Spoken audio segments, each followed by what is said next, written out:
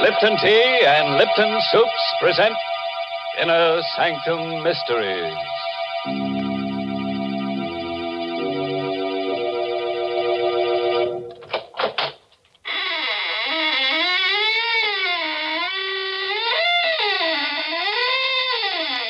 Good evening, friends. This is your host to welcome you once again to the Inner Sanctum. Do come in and join our circle, but watch out you don't get double-crossed. What's that? Oh, you're disturbed by those bodies dangling from the ceiling. Well, you know some people, they just die to come here. Then they hang around week after week and never say a word. Well, I have a theory about that, Mr. Host. What's that, Mary? Maybe the reason they're hanging around is because they think we're going to serve refreshments later on. Hey, that could be, all right. You know, lots of folks are like that. And who can blame them? When there's good food ahead, they just won't leave. And that's especially true if there's a chance that Lipton tea is on the menu. Now, the reason for that is simply this. Lipton tea is tea at its delicious best because Lipton's has such grand brisk flavor. In fact, brisk is the very word the tea experts themselves use to describe Lipton's full, hearty taste. You'll agree, I'm sure, the very first time you try it, for Lipton's is so lively and full-bodied and satisfying. Yes, it's that brisk flavor that makes more people buy and enjoy Lipton's than any other brand of tea in the world. So whenever you ask for tea, make sure you ask for Lipton tea.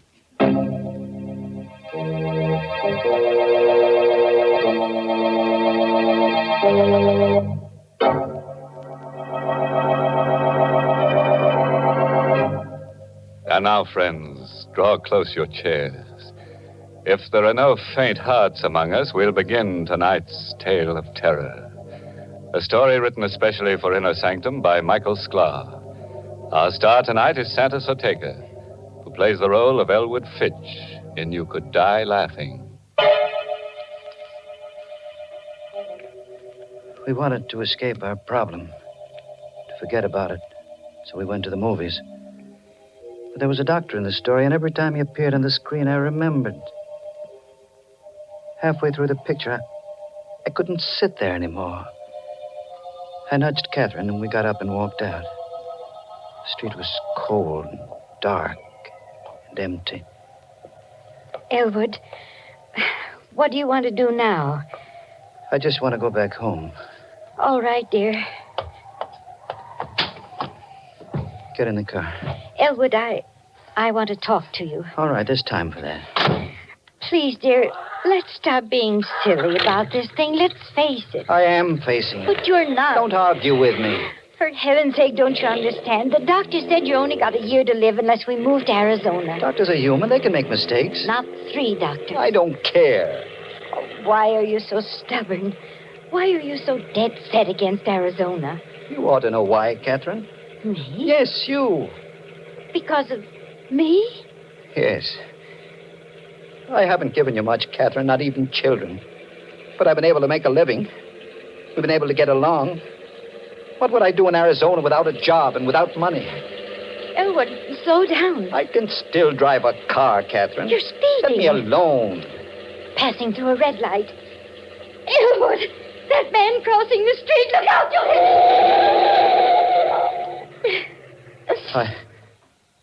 Catherine. Did I? Yes. He's lying on the ground. Good Lord. He walked in front of the car. We've got to help him. Is he? He's dead. Oh, Elwood. I didn't mean to do it. I couldn't help it. It happened so fast. Better call the police. Police? Well, you said he's dead. The police? Catherine, there's no one but us on the street. Nobody else saw it happen. What difference does that make? Get back in the car. Elwood, are you suggesting I was that... speeding. I passed a red light. And now this. They'll arrest me. They'll put me on trial for manslaughter. But my... He's dead, isn't he? We can't help him. It won't do me any good if I go to jail. But running away, leaving the body... Catherine, we've got enough troubles without this. We're going to get into the car and drive straight to the garage. I've got a year to live, and I'm not going to spend it in prison.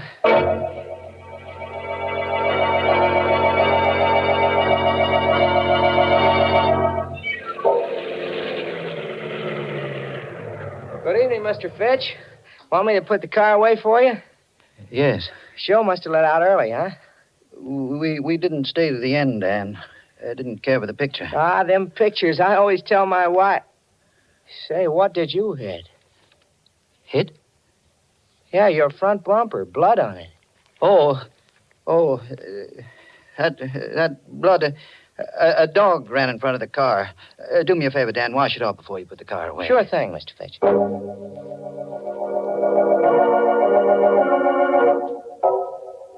I didn't sleep well that night. Bad dreams, all mixed up. About doctors. They all looked like the man lying on the street. And their faces were covered with blood. I woke up exhausted. Breakfast is on the table, Elwood. Just a moment. That newspaper can wait. Your toast is getting cold. Oh, here it is. What are you looking for? The story. You mean last night? It's in the newspaper? Listen to this. Stenger, victim of hit-and-run driver. The body of Augie Stenger, underworld character, was discovered early this morning at the intersection of Broad and Main Streets. Police believe Stenger was the victim of a hit-and-run driver. The front door. Yes. Do you think it's the police? I don't know. Get a grip on yourself. I'll see who it is. Morning. You, Mr. Fitch? Yes. What can I do for you? I don't like to talk business on the front doorstep. Business? It's about last night, that accident. What accident? Don't try to act innocent. I saw that hit and run. Now can I come in? Let me handle this, Catherine. Who are you? The name is Chandler. I was sitting in my car last night at Broad and Main Street. I saw the accident and I followed you home. Thought I ought to talk to you about it this morning. What do you want? The cops are looking for that hit-and-run driver. I'm the only guy that knows you're him. It ought to be worth something for me to keep my mouth shut. You want money? Yeah. Blackmail. Don't talk to him, Elwood. Send him away. No, we can't do that, Catherine. He'd go to the police. But Elwood... Leave this to me. All right, Chandler. I'll give you the money. How much? $500. That's chicken feed. 1,000. Ah, now you're talking sense. When do I get it? I'll give it to you now. It's in my coat pocket. Here. Here it is. You'll find exactly $1,000 in $20 bills. Thanks. Now, get out of here. Now, wait a minute. Don't get nasty, Fitch. I'm doing you a favor. You got your money. Now get out. I'm going. But I'll be back. We'll call this the first installment. Elwood, where did you get that money you gave him? Money? Last night you said we couldn't go to Arizona because we had no money. You just gave that man $1,000. Where'd you get it? I was ashamed to tell you. I took it from Stenger, Stenger? the man we hit. I put my hand inside his coat to see if his heart was beating. The money was in the inside pocket. Elwood, how could you? Don't look at me like that, Catherine. We've been married a long time. Long enough for you to know that I'm not a crook or a murderer. But to kill a man and then take his money. Try to understand. All day long I've been thinking. A year to live. A year to live. When you know you're going to die, it does something to you. You forget what's right and what's wrong. I thought with that $1,000 and the few hundred we've got in the bank, I thought we might be able to go to Arizona after all. Well, the money is gone. Yes. Don't think about it anymore. How can I stop thinking? You heard what Chandler said? That $1,000 is the first installment. He'll blackmail us out of everything we own.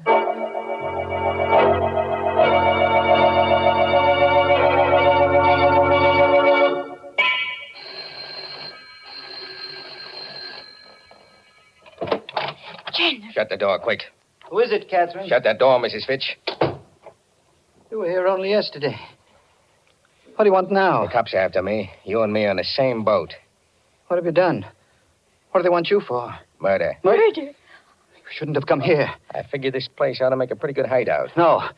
You can't stay here. Who's going to stop me? I won't allow it, Elwood. I won't have this man in my house. All right, cut the squawk. No. I stood a lot in you, Chandler, but stay away from me. Yeah. Don't you dare touch him. Elwood! Elwood! Don't cry, Catherine. I'm all right. Any more back talk, Fitch? No. Okay. I'm moving in.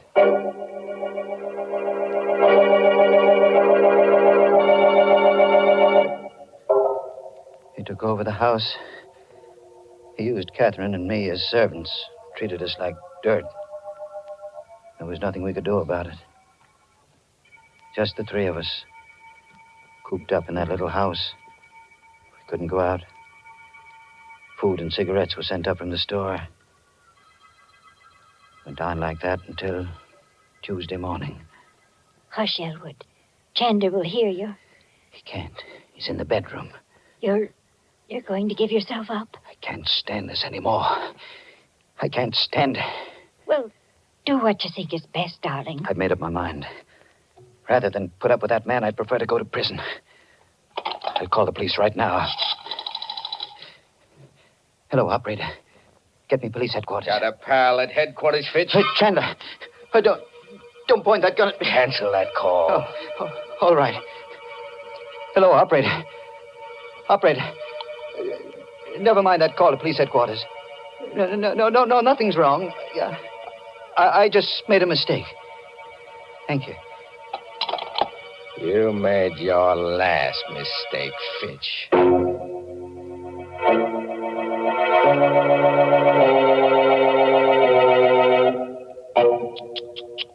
Imagine that black villain, Jack Chandler. First he blackmails Elwood, then he blackjacks him, and now he blackballs him from using his own telephone.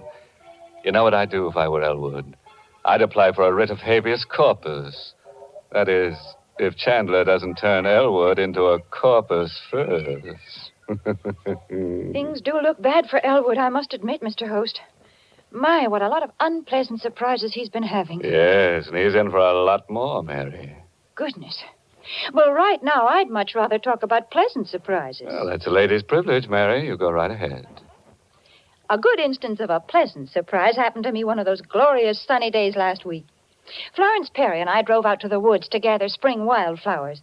But we'd scarcely reached the woods when the sky clouded over, and in a few minutes we were chilled to the bone. Back to the car we hurried, figuring the whole afternoon was ruined. And it was then that Florence brought out that pleasant surprise I mentioned. A whole big thermos of heavenly hot Lipton tea. Well, we sat down and had ourselves a regular tea party right there in the woods. Suddenly, everything seemed bright and cheery again. Lipton's had certainly saved the day with its bracing, cheery taste, its delightful, brisk flavor.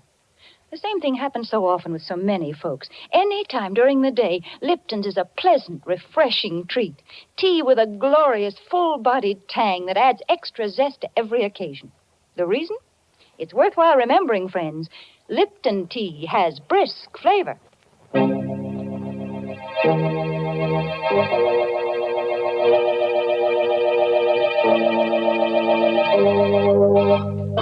Now, friends, let's get back to those lovely people, Jack Chandler and Elwood Fitch. Chandler the murderer and Elwood the hit-and-run driver. It's quite a pair. Together they make a full house. A moment ago, Elwood tried to give himself up to the police, but Chandler caught him at the telephone. So, you were going to double-cross me, huh? No. I was only going to tell the police about myself. What do you suppose would happen to me when the cops came for you? I ought to kill you right now. Oh, no. You shut up. First thing I'm going to do is pull out that phone so you don't make no more calls to headquarters. Yeah. That settles the phone. Now, stand up. What are you going to... The door. Can you see who it is through the window, Fitch? Yes. Take a look. But remember, I still got this gun. Don't try any tricks. It's a man. Recognize him? No. Now listen, before you open the door, I'm taking your wife into the next room with me. I'll be able to watch you and hear every word you say. You know what I'll do to Mrs. Fitch if you double-cross me. Yes. Okay. Now, answer the door. Mr. Fitch? Elwood Fitch? That's right. May I come in? Yes, of course. I'm Detective Farley from headquarters. Here's my badge. Mind if I ask a few questions? What about? Well, I've been assigned to the Stenger case. Familiar with it? I read about it in the newspaper. A hit-and-run driver. That's the case. What do you know about it, Fitch? Why, nothing. Are you sure? See here, you don't You think... and your wife went to the movies Friday night, correct? Yes, that's right. Did you drive straight to your garage from the movies? Why, no. It wasn't a good movie, so we left early and went for a ride. Did you pass the corner of Broad and Main Streets? No. We went in the other direction. You're lying, Fitch. I've been checking garages for that hit-and-run car. Your garage man told me you brought your car in Friday night with blood on the bumper. I told him we ran into a dog. Don't make me laugh. Your story wouldn't hold up a minute if that fool garage man hadn't washed the blood off. Are you going to arrest me? I need evidence first. When I get it, I'll come back.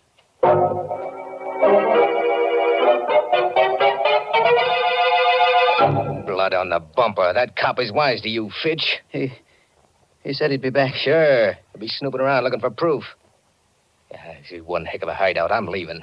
You're going away? Glad of that, ain't you? Well, you got nothing to celebrate. What do you mean? I need time, plenty of time to get away from the city.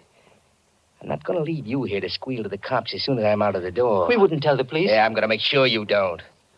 I got one murder rap on me already. It might as well be 3. 3? Elwood, he means... Listen, Chandler.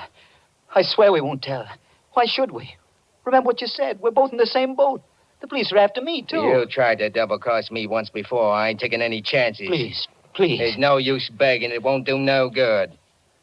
When are you going to do it? Before I go. Sometime after dark.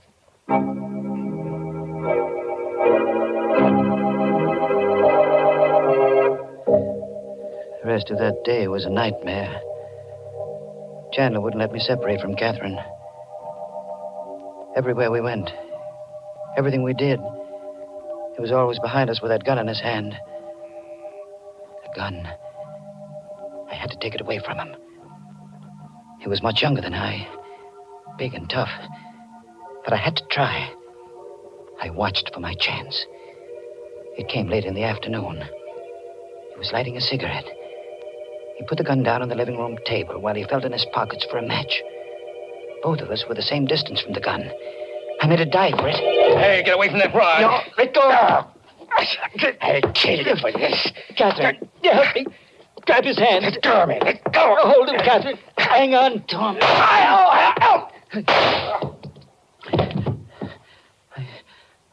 He's dead. I had to shoot him. I had to. Now what will we do? I don't know. What would he do if the positions were reversed? Call the police. No. The money. The money I gave him. The $1,000 I took from Stenger. He still got it. It's ours again, Catherine. We're going to Arizona. Arizona? Don't you see? It's just like it was before he came. We'll take the money and we'll go to Arizona. But his body... He's a murderer, he said so himself. We'll put the body into the car, drive out to the suburbs, and leave it on the highway. The police will think it was just another gangster murder.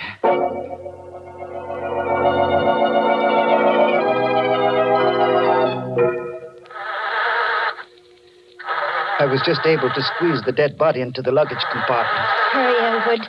Let's get away before one of the neighbors sees us. Oh, my gosh. Now, what's the matter? The gasoline gauge. It's almost empty. Oh. We'll have to stop at the garage.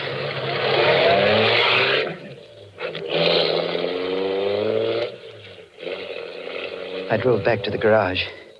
Had Dan fill the tank. And paid him with one of the $20 bills I'd taken from the body of Stenger. Dan gave me a queer look as he brought me the change. Here you are, Mr. Fitch. 13 gallons out of a $20 bill. Thanks, Dan. Oh, by the way, did a detective come around to your house the other day? Yes, he did.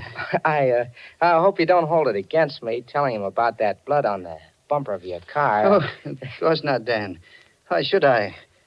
After all, I had nothing to hide. No, that's right. Well, to tell you the truth, Mr. Fitch, I was a little suspicious of you. I thought you really might be that hit-and-run driver. Not that it matters much now. No? No. The police don't care much now about that driver. Why not? Oh, he's small potatoes now. I just heard over the radio that that guy Stenger was just about dead even before that hit-and-run driver hit him. How could that be? Well, the way the radio explained it, Stenger was shot in the back, and he staggered out into the street, and then the car hit him. But you said he wasn't killed by the car. Yeah, that's right. The coroner's inquest showed that he died of a bullet wound. He'd been murdered. The police even know who killed him. They know the killer's name? Uh-huh. I heard it over the radio just a minute ago. Oh, yeah, Chandler. Jack Chandler.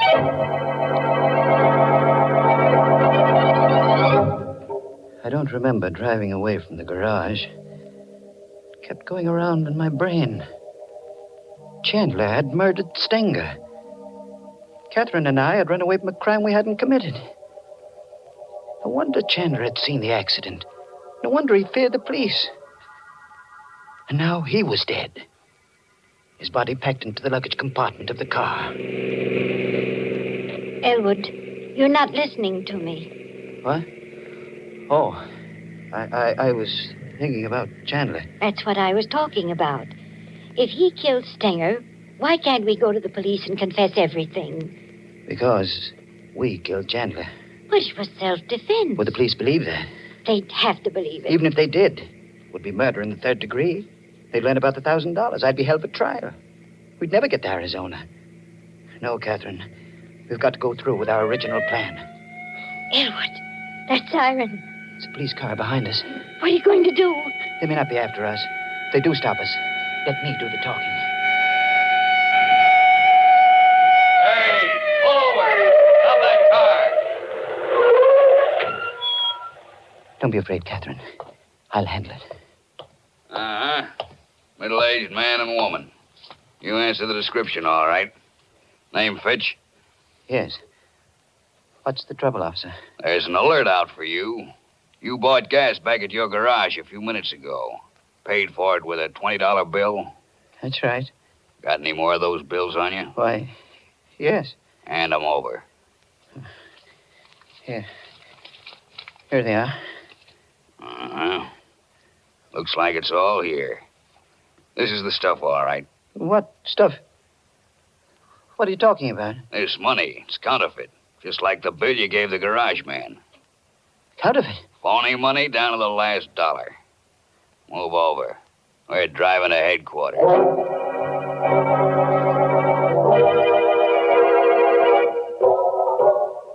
Well, that's the story, Detective Farley. You'll find Chandler's body in the back of my car. Willing to put your signature to this confession, Mr. Fitch? Yes, I'll sign it. Oh, you could have saved yourself a lot of grief. I knew you were the hit-and-run driver when I came around to your house. But I needed the proof, and you gave it to me when you broke one of these phony $20 bills. Did you know then about the money? Sure. Stenger had a long record as a counterfeiter. His girl told us he was carrying $1,000 in bad money the night he was killed. Naturally, when we didn't find the money on his body, we knew it had been taken by the hit-and-run driver. And the blood on the bumper of your car was the giveaway. Well, now that you've caught me, what's going to happen to me? Well, depends on the jury. You might get 20 years. Might get life imprisonment. You might even get acquitted.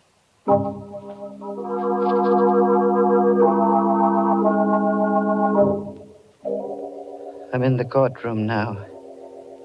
Catherine beside me, waiting for the decision. The jury just filed in. The judge has asked if they reached a verdict. The foreman of the jury is rising to his feet. Your Honor, we find the defendants not guilty. Oh, Catherine. Oh, Elwood, thank heaven. I don't know where this to laugh or cry. Oh, darling, you were right from the very beginning. Money or no money, we're going to Arizona.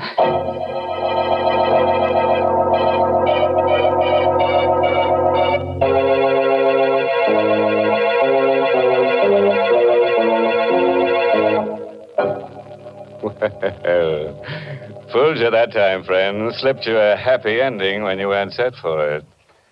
But that jury decision, I don't know. It sounded a bit fishy. But seriously, friends, do you like happy endings? I don't, but then some people do. You know, someday, just to make sure, I'm going to have some research organization take a gallows poll. Well, Mr. Host, that seems a lot of trouble to go to when there's plenty of proof right in front of your nose that says people love happy endings. And what is that proof, Mary? It's the way thousands and thousands of families every day top off delicious meals with delicious Lipton tea. There's a real happy ending for breakfast, lunch, or dinner, folks. Try it and see. In fact, so that you won't forget it, add Lipton tea to your grocery list right now, this very minute. It's the world's favorite tea, and you're always sure of getting tea at its tastiest when you get Lipton's. Because remember, Lipton tea has that marvelous brisk flavor.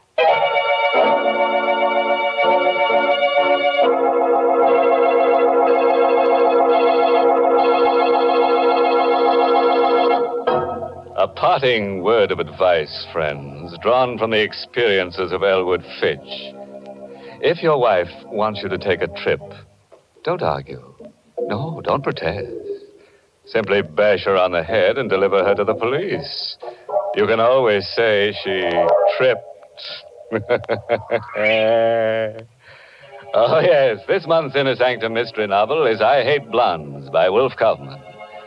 And next week, the makers of Lipton Tea and Lipton Soups will bring you another Inner Sanctum story directed by Hyman Brown and called Screams in the Night.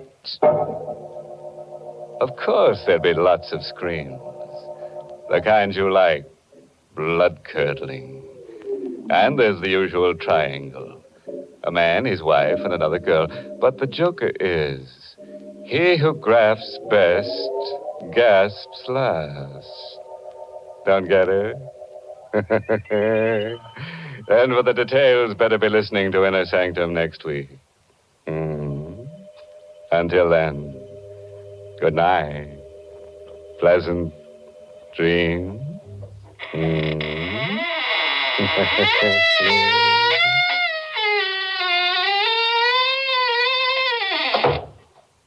Let's begin at the beginning of the meal, friends, with the soup.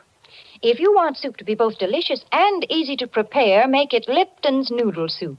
Here's a soup that has real honest-to-goodness chickeny flavor. It's full of tender noodles, and because it comes in modern soup mix form, it saves both time and money. Lipton's noodle soup mix is quick to make, and it makes lots more than canned soups, yet costs less. Try Lipton's noodle soup. And tune in next week for another Inner Sanctum mystery. This is CBS, the Columbia Broadcasting System.